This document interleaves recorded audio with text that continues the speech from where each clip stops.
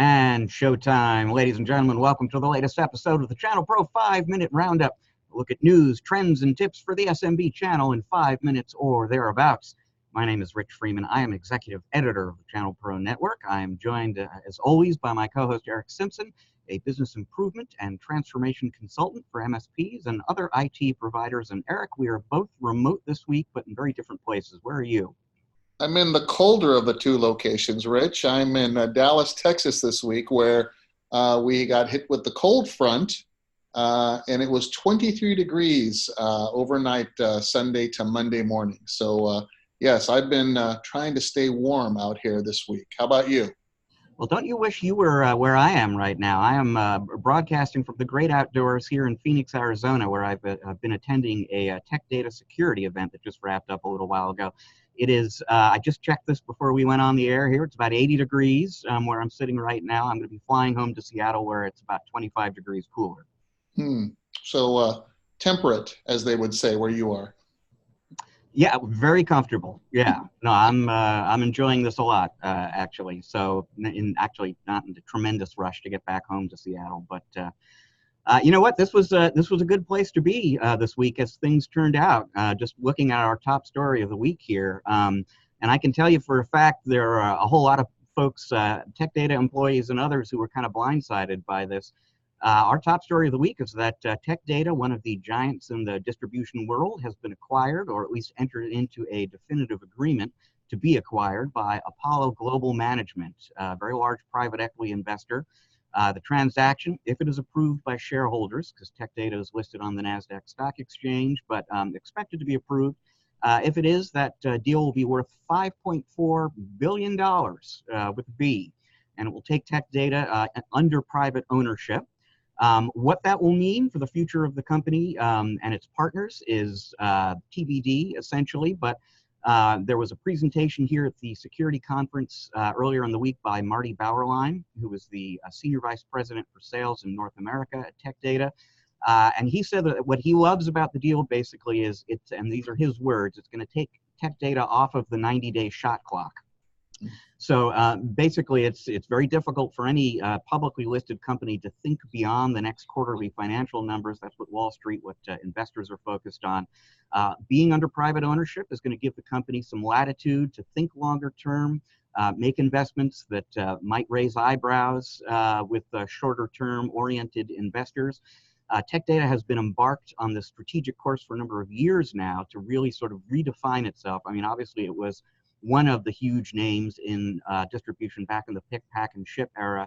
As cloud computing increasingly takes over computing generally, and that old school distribution business becomes less relevant to the industry, all of the big distributors have had to redefine themselves. Tech Data is no exception. They have been making investments in services and solutions and orienting themselves as a company that can help their partners get into next generation markets like cloud computing, the Internet of Things, and security, which is why they're hosting a security event this week. And from their perspective, they're going to have more money and more freedom to go about that in an even more aggressive way going forward. Apollo Global Management, Eric, as we were just talking about off the air a minute ago, was rumored at least late last year to be interested in acquiring Ingram Micro. That deal obviously didn't come together. But Ingram Micro is another company that's been reinventing itself for the new era of IT here. And so I think if there's a takeaway from Tech Data getting acquired, it really kind of shows the degree to which all of the big distributors, Ingram, Tech Data, Synnex, even D&H, have done a pretty impressive job, actually, of transitioning into this new era of computing and finding a way to remain relevant to their customers and successful businesses worth, in this case, spending $5.4 billion on. Yeah, it's really interesting to watch the, the successful transformation of both Ingram and Tech Data. They've been kind of, number 1 and 2 for many years now, and to see both of them understand and realize the need to transform themselves from within to remain relevant to their partners and really execute on that plan for transformation. I've been impressed watching them both go through this evolution together. So it's really interesting. And the other point that strikes me is now arguably the number 1 and 2 distributors will end up going from a publicly traded entity to privately held companies now. Right, right. That is an important point, actually. And I'll toss Synex into the mix as well. They've been right there with Ingram and Tech Data too, reinventing themselves. I think you're exactly right. I mean, it's one thing. First off, you have to come up with a vision. So what are we going to do differently that's going to, keep us alive with our partners, basically, and keep them doing business with us? But then you got to execute on that. And all 3 of those companies actually have been very successful in doing that. And it is not, you look back on it now and it feels like, sure, it all makes perfect sense. It was not a given at all that any of these companies was going to be able to pull off this transformation. So it's been a big trend in the industry, and like you say, a very interesting one to watch. Yeah, and to your point, I mean, the tip of the hat to the evolution, because these aren't, these are big ships to turn, Yeah. and they've done it successfully and with alacrity. If you step back and look at what you typically expect change, what time you expect change to take in organizations of these sizes, and they've done an admirable job, all of them. And they've been all of them have been willing to invest. So, I mean, they're going to have access, presumably, to more investment capital now, but they've been willing to spend money. So they placed big financial bets on their future as well, and that was a big part of why they've been able to pull off these changes. And as it happens, Eric, your tip of the week has to do with thinking ahead and planning for the future, and planning maybe for a future at your company that doesn't include you.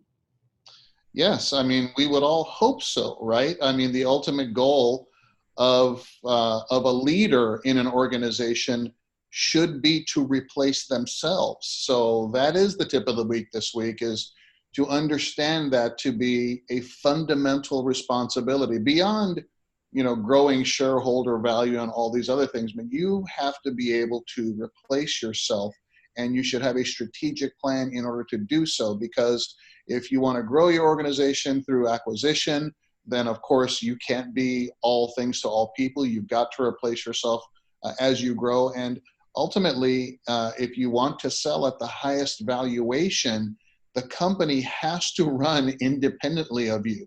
A buyer does not want to buy a job you've created for yourself. They want to buy a thriving organization that has in place good leaders that also are looking for opportunities and intentionally accelerating the succession strategy in the org chart so that they can replace themselves as well. And that doesn't mean that ultimately you're completely out the door. Maybe you take a board position or a chairman emeritus position or things like that.